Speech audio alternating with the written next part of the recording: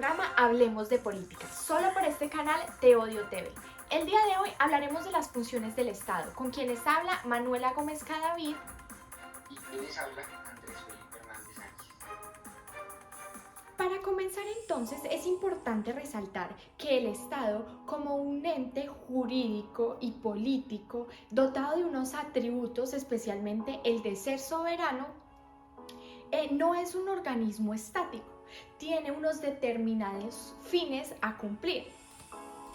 Para cumplir esos fines, el Estado tiene entonces que realizar una serie de funciones que serán entonces las que nos enfocaremos el día de hoy en nuestro programa.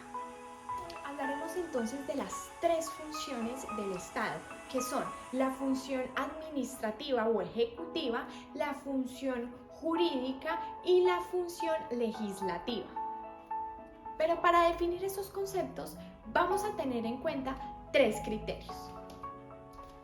El criterio orgánico, que es el que define las funciones estatales según el órgano que las cumple. El criterio formal, que es el que tiene en consideración la manera como actúan estos órganos. Y el criterio material, que hace referencia a las funciones del Estado y su distinción mediante la naturaleza de la que se compone. Pero, ¿de dónde surge esta idea de las tres funciones o de los tres poderes del Estado? Con el objetivo de establecer un equilibrio entre todos los poderes que había, Montesquieu dijo que era necesario realizar una división de poderes: el poder ejecutivo, el poder legislativo y el poder judicial. En una de sus obras principales, El espíritu de las leyes, Montesquieu resalta algunos de los beneficios de esta división de poderes o de funciones. El primer beneficio es impedir que un órgano del Estado absorba las funciones de otro órgano y que se vuelva un poder absolutista. La primera función es entonces la función legislativa. Desde el punto de vista orgánico, esta es la que ejerce el poder legislativo, es decir, el Congreso o el Parlamento. Según el criterio formal, esta es la actividad manifestada conforme el proceso establecido para la sanción de las leyes. Y según el criterio formal, es la encargada de la creación básicamente de las leyes. Bueno, pero ¿cuál es entonces ese órgano legislativo? Ese órgano legislativo es el Parlamento o el Congreso, como ya dije anteriormente.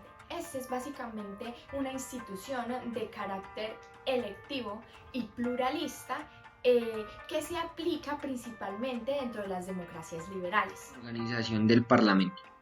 Debemos partir que la organización del Parlamento es un poder ejecutivo el cual garantiza el equilibrio de poderes y el cual está conformado por una organización interna, la cual independiza funciones constitucionales bastante importantes. También cuenta con miembros del Parlamento, los cuales son el órgano legislativo, representativo y colegiado. Estos están presentes en un Estado nacional, subnacional o suprarracional. La idea de esto es garantizar una independencia del sistema. Esto también está visualizado en entidades públicas, y algo que es importante resaltar y es que los miembros del Parlamento en cualquier país, su salario es bastante elevado. Además, también es importante resaltar el confinamiento que el Parlamento ha generado, porque ha vencido bastantes obstáculos durante el siglo XIX, de los cuales no querían que este movimiento se diera o se opusieran bastante a esto.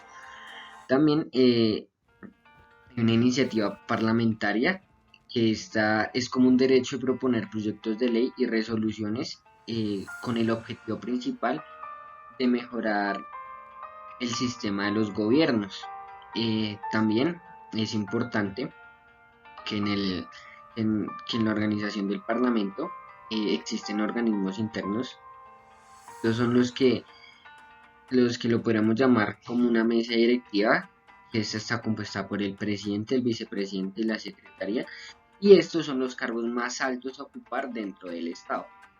También dentro de la organización del Parlamento se generan las sesiones parlamentarias, es cuando se reúne el Parlamento y generan debates como para dar soluciones a las problemáticas del Estado. También dentro del Parlamento se genera un sistema de votación donde se presentan leyes para mejorar el funcionamiento del Estado y este sistema de votación se genera con balotas de cristal que se ven dos colores, para negro es el negativo y blanco es el positivo, según dependa para ellos cómo está la ley. Y la publicidad de actos parlamentarios es que ellos se reúnen en una sesión llamada Cámara y ahí es donde llegan a un acuerdo como para mostrar sus ideas al pueblo.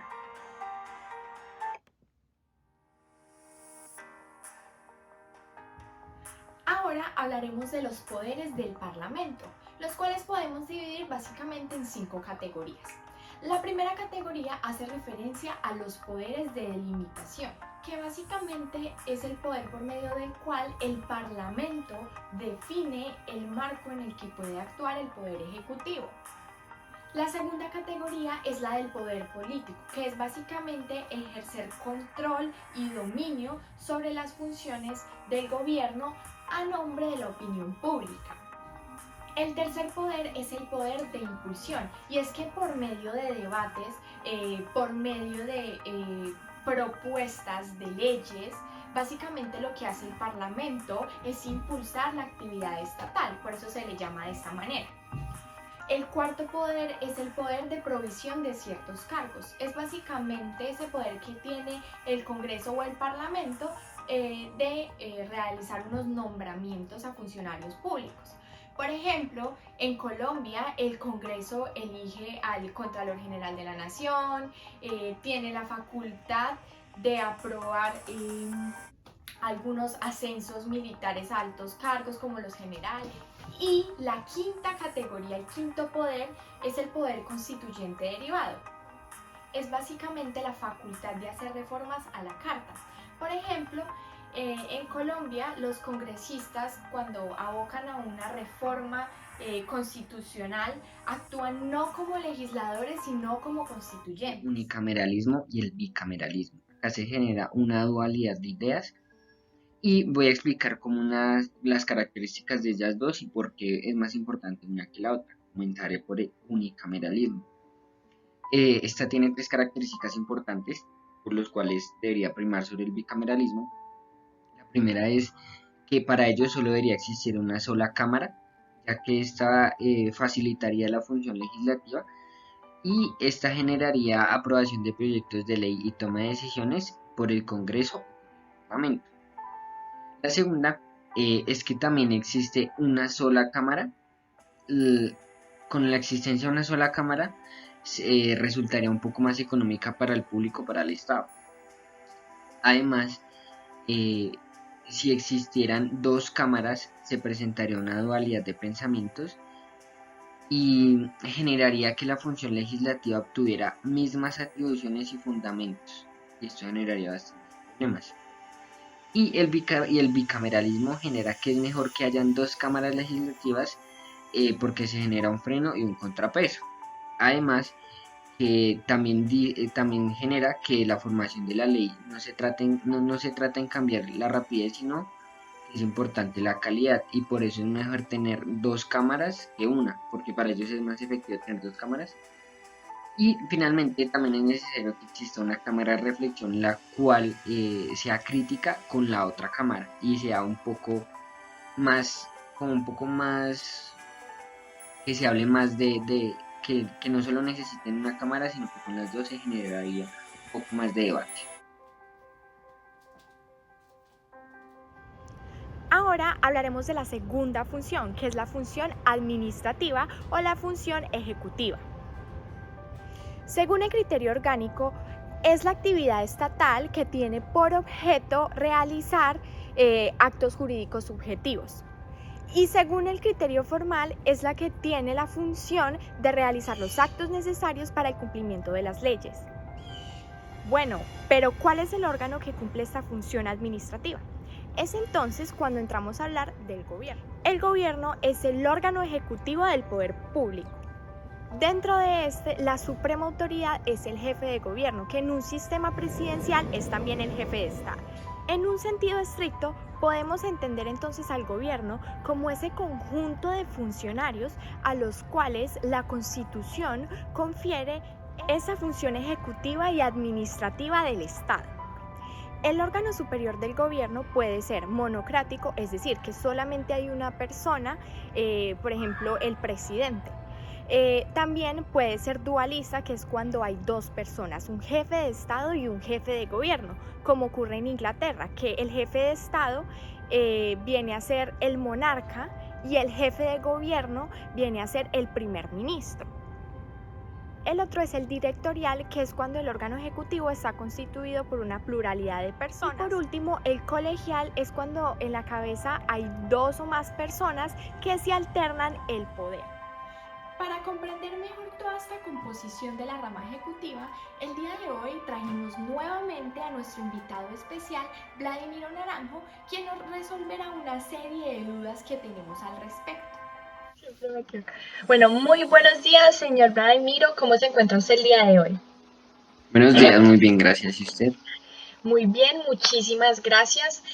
Bueno, le cuento, el día de hoy en nuestro programa estamos hablando sobre las funciones del Estado, pero tenemos algunas dudas respecto a la función ejecutiva. Por tanto, nos gustaría que usted nos ayudara respondiéndonos una serie de preguntas. La primera es, ¿cómo es esa composición de la rama ejecutiva? Bueno, primero debemos partir de que primero está el jefe del Estado, luego sigue el jefe de gobierno y ahí comenzamos con un orden jerárquico, que después siguen los ministros de despacho y bueno, los ministros pueden ser de libre nombramiento o de remoción. Y al lado de los ministros también existe el orden nacional y otros funcionarios de rango similar o inferior, como es el caso de Colombia. Los jefes de los departamentos administrativos em, tienen un orden seleccional que es por provincias, estados o departamentos. Y a la cabeza del ejecutivo en un gobernador o un intendente. Y finalmente, en los esquemas de gobierno seleccionales, así como los locales, la cabeza es el alcalde municipal. Mm, vale, no, muchísimas gracias. Bueno, pero ¿cuál es entonces el objeto de esa función ejecutiva? Bueno, claro, en este caso yo me aferro un poco a Montesquieu porque, según los planteamientos de él quería conservar un equilibrio de poderes, el cual corresponderá básicamente a hacer cumplir las leyes emanadas por el legislativo, en las cuales se tendría la dirección del Estado, pero sucede que en el Estado moderno no se puede hacer, no, en el Estado moderno no se puede por extensión y por complejidad de los problemas. Y el objetivo de la función ejecutiva es administrar que se cumplan las leyes, que es lo más importante. Y hacer cumplir las leyes tiene bastantes características que viene también administrar los bienes del Estado, ejercer el derecho en política de Estado, dirigir las relaciones exteriores, planificar la economía, preservar el orden público, defender la integridad territorial y garantizar el suministro de los servicios públicos esenciales. Bueno, pero entonces viendo nosotros cómo es que actúa el Estado, eh, hemos notado que esta actuación del Estado se da mediante los decretos, pero ¿cómo es que funciona esto de los decretos? Bueno, claro. eh, el Ejecutivo actúa principalmente a través de decretos y de resoluciones. Y los decretos básicamente son normas de carácter general y excepcional con un índole particular que, que vienen de un gobierno. Hay varias clases de decretos. Uno de ellos puede ser que está el decreto ordinario o decreto con fuerza de ley. Este expresa autoridad de la Constitución o el Parlamento para casos excepcionales. También contamos con el decreto legislativo, que estos son dictados por el gobierno mediante formalidades especiales en circunstancias de crisis, como el estado o el sitio de emergencia. También contamos con el decreto extraordinario de leyes. Estos son los que dicta el gobierno en un uso de facultades extraordinarias otorgadas. Y finalmente los decretos especiales que son expedidos por el gobierno para uso legislativo para generar contratos o negociar bienes. Vale. Bueno, pero entonces nosotros acá hablando, pues de respecto como a esas funciones de ese poder ejecutivo, ¿cuál es esa diferencia entre los actos de gobierno y los actos administrativos? Bueno, los actos de gobierno son aquellas operaciones del Ejecutivo que en un principio escapan al control jurisdiccional. Y también los actos de gobierno son índole de política, ya que están en una categoría de actividades que cumple el Ejecutivo como órgano que ejerce la suprema dirección del Estado. Los actos administrativos no pueden solicitar una revocación por la vía judicial, pero ellos trazan como una diferencia que los dividía entre los actos de gobierno y los actos administrativos. Y además los actos políticos o de gobierno son discreciones ya que nacen precisamente cuando el Ejecutivo hace uso de sus poderes en este orden. Pero bueno, también se cree que todos los actos discrecionales son actos de gobierno o actos de política, porque entre esas mismas facultades se puede generar la existencia de actos administrativos propiamente dichos. Vale, no. Muchísimas gracias. Esto ha sido todo por hoy. En serio que nos ha ayudado muchísimo a clarificar bien estas ideas. Esperamos verlo en un próximo programa. Muchísimas gracias.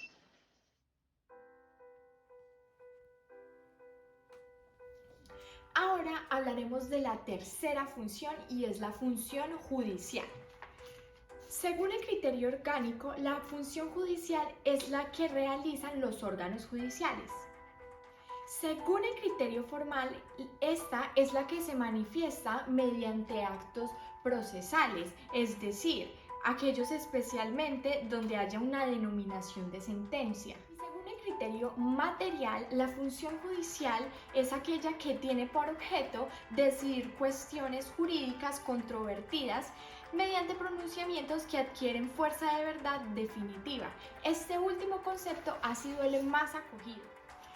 Pero para comprender un poco mejor esta función, es importante que definamos qué es la justicia. Respecto a esta, hay muchísimas definiciones, desde Aristóteles, que decía que era la virtud total, Platón, que decía que la justicia era la virtud fundamental de la cual derivan todos los demás.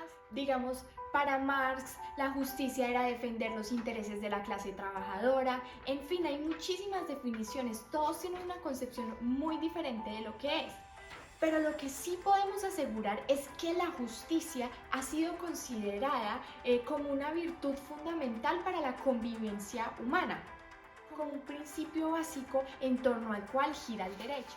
Bueno, pero ¿cuáles son entonces los objetos de esta función? El primero es defender esos conflictos jurídicos entre particulares. El segundo es defender los conflictos jurídicos entre particulares y el Estado. El tercero es castigar las infracciones a la ley penal. Y el cuarto es defender el principio de legalidad. Ahora es importante aclarar otro de los términos que hacen parte de esta función y es la jurisdicción. ¿Qué es la jurisdicción? La jurisdicción es ese órgano del Estado que se encarga de velar porque se estén aplicando esas reglas del derecho establecidas. Ahora continuaremos con nuestro compañero Felipe, quien nos va a explicar un poco más a detalle todo alrededor de esta tercera función De la función judicial. Básicamente, esta tiene la función de impartir justicia en el Estado. Tiene cuatro características bastante importantes que ya las voy a explicar a continuación. La primera es resolver los conflictos jurídicos entre particulares. Esto puede ser de naturaleza civil, laboral, comercial o en general. La segunda es resolver los conflictos jurídicos entre particulares y el Estado. Esto puede surgir de actos de derecho administrativo, los cuales involucra una persona normal o una persona jurídica. La tercera es castigar las infracciones a la ley penal. Esta se hace por medio de los jueces y tribunales, los cuales en este lugar se impugna una pena, depende al delito que haya cometido la persona. Y cuarta y última, que es defender el principio de la legalidad.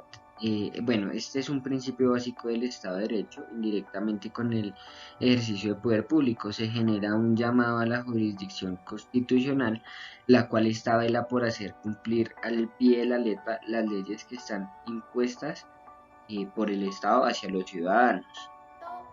Esto ha sido todo por el día de hoy. Muchas gracias por su atención.